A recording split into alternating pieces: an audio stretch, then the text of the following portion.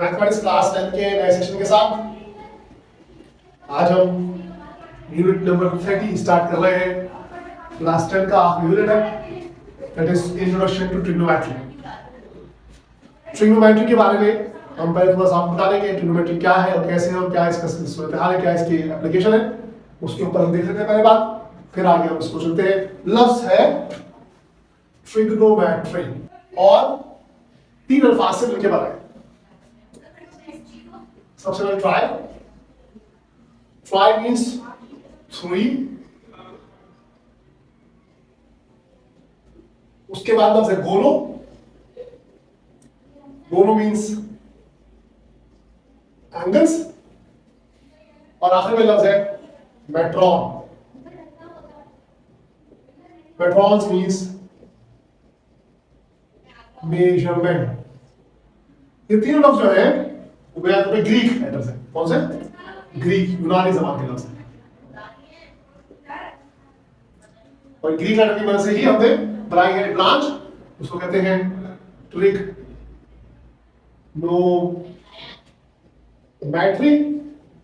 और जाहिर है इसका मतलब फिर उर्दू में मिल जाएगा, इंग्लिश में मिल जाएगा मेजरमेंट ऑफ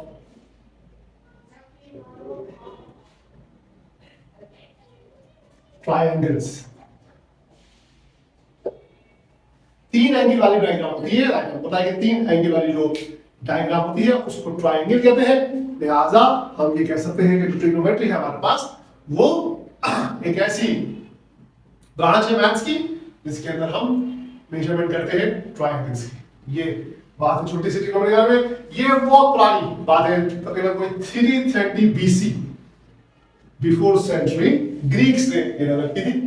ग्रीक्स यूनानी लोग थे, वो बहुत पढ़े लिखे लोग थे जमाने के, उन्होंने इसको डेवलप किया था। और इसकी जो इस्तेमाल है, इसका जो एप्लीकेशन है वो सबसे ज्यादा स्ट्रॉन्ग एप्लीकेशन जो है वो इसकी नेविगेशन के अंदर होती है। नेविगेशन जो है वो शिप या एरोप्लेन को रास्ता बताने का तरीका होती है।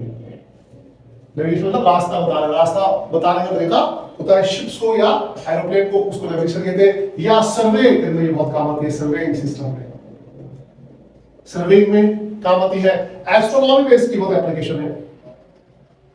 एस्ट्रोनॉमी में फिल्कियात के दैट इज जो हमारे पास एस्ट्रोनॉट्स होते हैं, जो हम स्पेस की पढ़ते हैं साइंस, उसके अंदर इसकी बहुत एप्लीकेशन है। ये 3-4 इसकी एप्लीकेशन इंपॉर्टेंट सी। ट्रिग्नोमेट्री है, trigonometrons that is measurement of triangles. Triangles आए जब हम कहते हैं ट्रायंगल्स, तो ट्रायंगल कोई भी ऐसी शक्ल जिसके अंदर 3 एंगल हो, इसकी 3 साइडें हो और 3 एंगल हो, वो ट्रायंगल कहलाता है।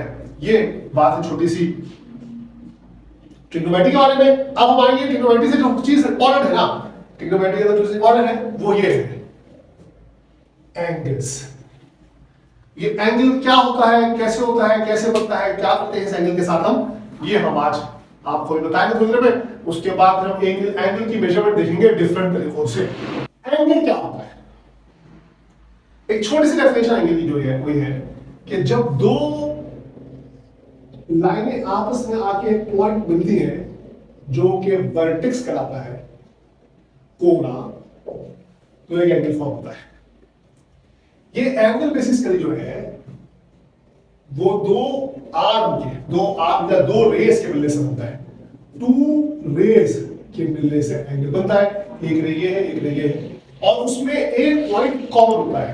जैसे कि अगर ये रे है तो ये OA है और ये OB है, तो OA और OB जिस जगह पे एंगल बना रहे हैं वो एंगल O है, एंगल O कहलाएगा। या एंगल AOB लिख दीजिए इसको आपको, या एंगल BOA लिख दीजिए। तीनों बातों में एंगल O ही बनेगा, ठीक है। ये O पॉइंट जो है वो इन दो रेस के दरमियान, जो दो रेस आपके पास थी, एक रे का नाम था OB, एक रे का नाम था OA, इन दो रेस के दरमियान O जो है वो कॉमन पॉइंट है, और जो कॉमन पॉइंट होता है वही आपका एंगल होता है। उसी जगह पे आपका ये एंगल फॉर्म होता है। अब जब एंगल फॉर्म होता है और दो भाग होती है, तो इसमें से एक रे कहलाती है इनिशियल रे और एक रे कहलाती है टर्मिनल रे।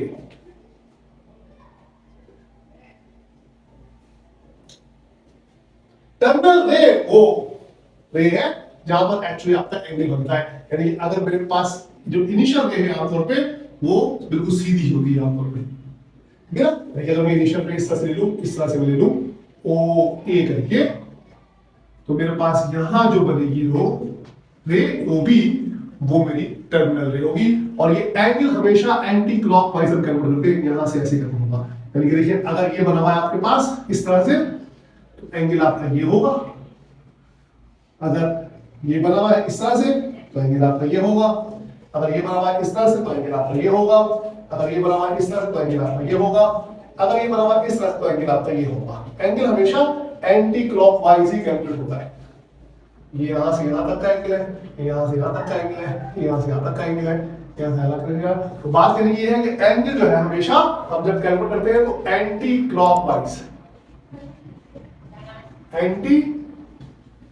क्लॉकवाइज कैलकुलेट करते हैं। एंटी क्लॉकवाइज है, एंटी क्लॉकवाइज ऐसे चलता है, यूं करके ऐसा आएगा एंटी क्लॉकवाइज, ठीक है।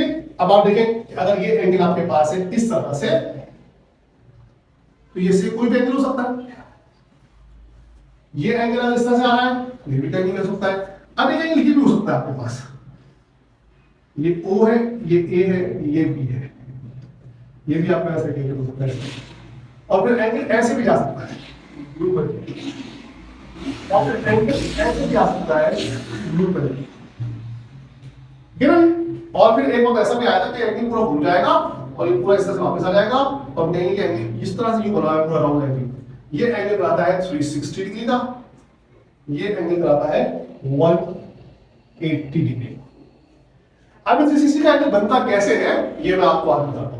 देखिए आपके पास ये एक हमने आर्क लिया, हमने यहां पर एक आर्क लिया, आप ये इसका हमने नाम लिया O और A, और उसके बाद हमने इसको रोटेट करना शुरू किया कुछ इस तरह से डायरेक्शन में।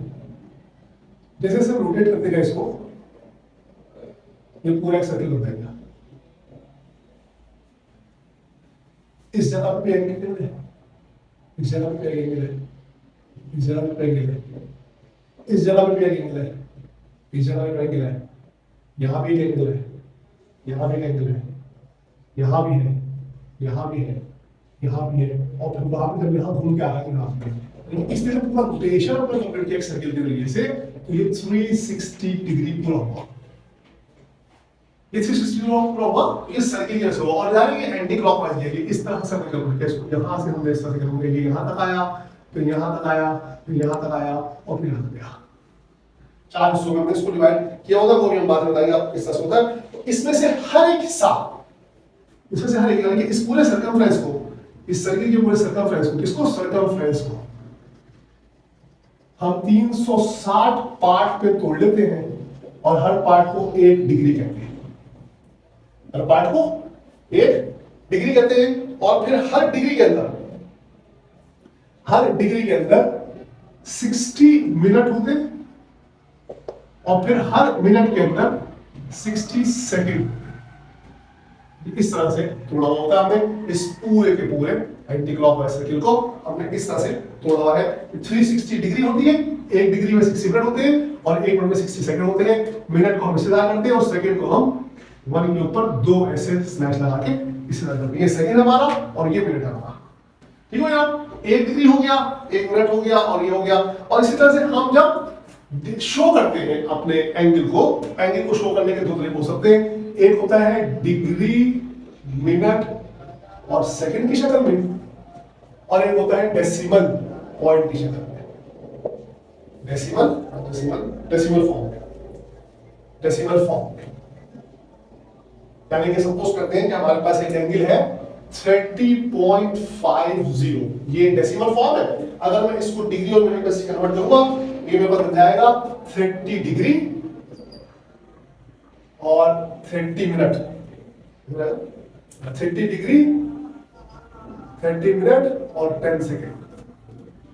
ये मेरे पास बन जाएगा 30.503 है एग्जैक्टली, ठीक है ना। इस तरह से अगर मेरे पास एक डिग्री है, एक एंगल है से 12.51, इसको मैं डिग्री मिनट से कन्वर्ट करूंगा, तो बन जाएगा 12 डिग्री 30 मिनट और 36 सेकंड।